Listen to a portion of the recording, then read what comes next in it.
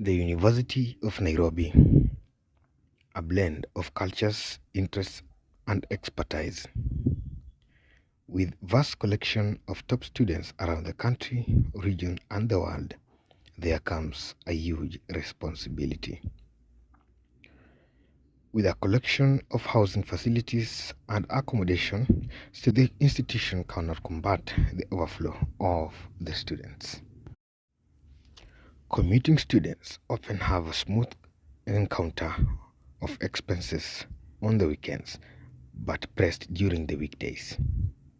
I'm Liambugo, a student at the University of Nairobi, taking Bachelor of Commerce in Information System.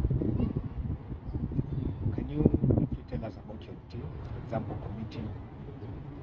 Okay, my routine, Yes. it first depends on the classes that I have. Yes. And when the classes are in the morning hours, I have to wake up early Yes. and prepare so that I can reach in class on time. Yes.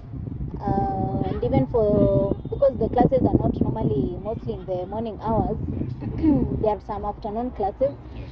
that will have to also be in school by at around 1:30 so that you can get into class at 2. Yes. So for the afternoon, because now there is the peak hours are off,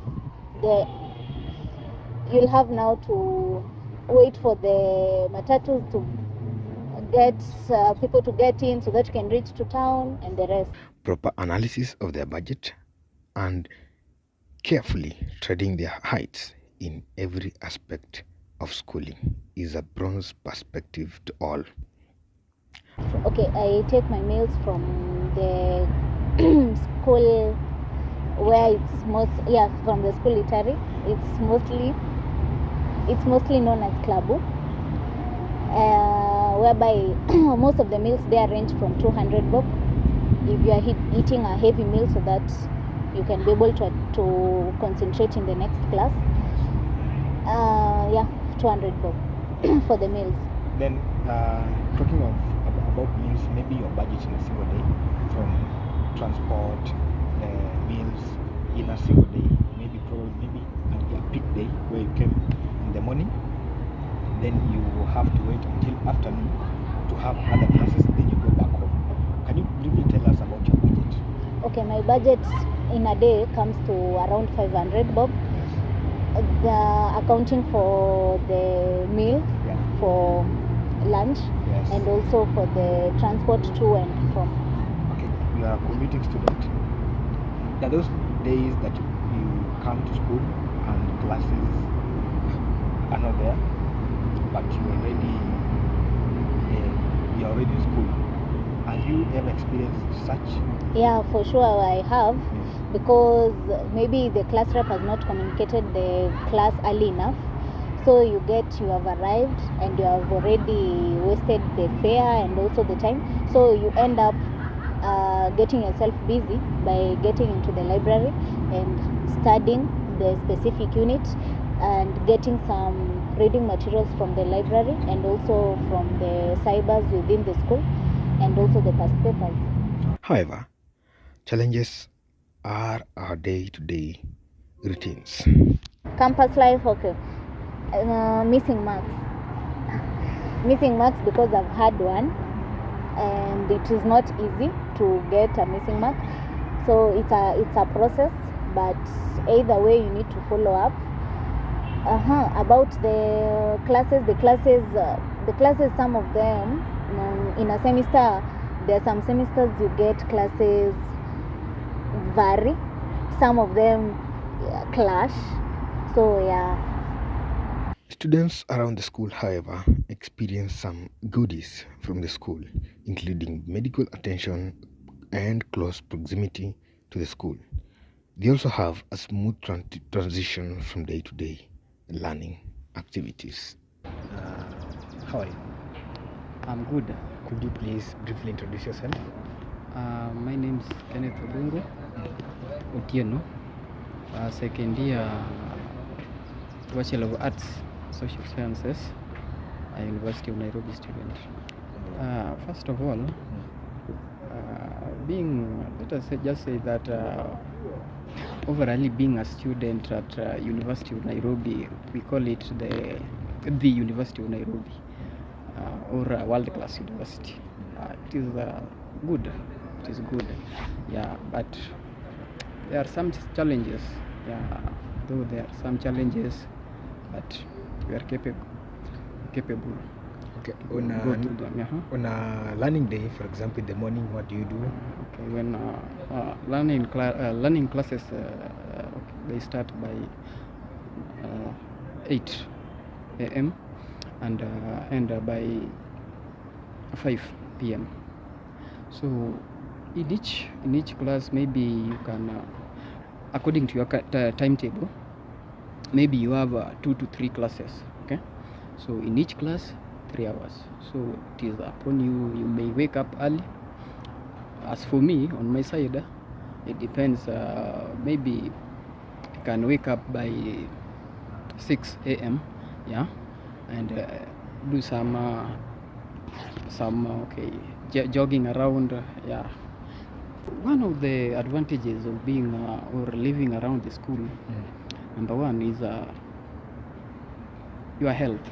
Your health matters a lot. Yes. Okay.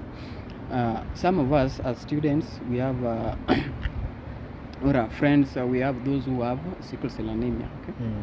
So when you live around the school, students' clinic is always open. Yeah. So whenever you feel unwell, you can go there. Hata ikwe saa ngapi? Yeah, utaenda. 24-hour service. 24-hour service. No. Another thing is that there is that like friendship. No. Yeah. Natengeneza marafiki kwa shule juu tuko wengi. Yeah, man cannot survive alone. Yeah. Another advantage of being in school, you know, the University of Nairobi, it is situated in Nairobi town. The CBD. Yeah. The CBD. So tuseme mtu ana commute. Then mvua pia inanyesha according to the climate. Yeah. So tuseme mvua inanyesha, kuje shule, uliona hapo kwa WhatsApp ati kuna class. Ufika kwa class, class imebounce. So inabidi unafanya nini? Unarudi tena. Fair imeenda. Yeah. Disadvantages? The first disadvantage is the weather around us. For us, like I'm a sickle cell anemia. Yeah, I'm anemic. So unapata kama maybe mvua inanyesha, the weather that doesn't favor us a lot. So tunaona hiyo shida. Another disadvantage, sisi atu commute, we stay around the halls. So unapata kama also wana charge mingi. Yeah, wana charge mingi. What about the conditions? Many parents all over the country believe that taking their children to stay around the school premises is even more safer as compared to getting a place for them outside the school. By doing this, most parents are optimistic that the facilities around the school are state of the art, as many facilities within the tuition area are state of the art, and most of them keep on being displayed around social media. In an array of plot twists, many parents have been met with huge disappointments due to the state of students' hostels. So yeah. Nice. So oh my goodness. We were talking about the conditions. The conditions or the disadvantages. Yeah. So another disadvantage ni kwamba stima ikienda, although stima nayo haiendi sana, ikipotea hapa ni giza. Ni giza. There is no backup or any generator or solar system. This is my room. And this is what I paid for. This is what you paid for 40,000. Yeah, 40,000. 40,000. Sure. Nice. So welcome. Oh, you can just have a seat here. Thank you. Most of them sleep on areas with open doors, without windows, or with very low grades of sanitation. The openness of an institution to come and counter these problems is what tears apart the University of Nairobi and many other institutions. Okay, on a daily basis, what's your average daily spending, for example? A daily basis. We talk of about 200 to 250. 200 to 50. Yeah, that one when you take breakfast, lunch, and supper. 250, 200. 250. Breakfast, lunch, and supper out of 250. Out of 250. Tuseme umenunua umeenda hapo tuck shop, ukachukua maybe cake, ukachukua hata 3 10. Unaona? Then ukachukua hata na maziwa. Yeah, maziwa ndogo ni 30. That is almost 60 pop. Ukienda lunch, the minimum yenye unaweza kula hapo maybe ni tuseme rice chapo beans ama unaona, umechukua 2, hiyo ni 70. Okay? Ukikuja sapa, maybe umeenda ugali, maybe ugali nyama ama ugali omena. So, yeah. How do you feel kuuliza wazazi do? Unajua, okay. Like the University of Nairobi, it is becoming expensive, very expensive. Unaona?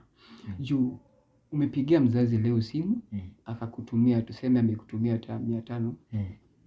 And then after 2 days isha unataka kwenda kupigia mzazi, unaona? Like hata we mwenyewe una feel like unamsumbua, unaona? So at some point utapata umeinama, unaona? Yeah, umeinama. The University of Nairobi is within a very close proximity with the central business district. Many people citing this as one of the major causes of higher prices in accommodation.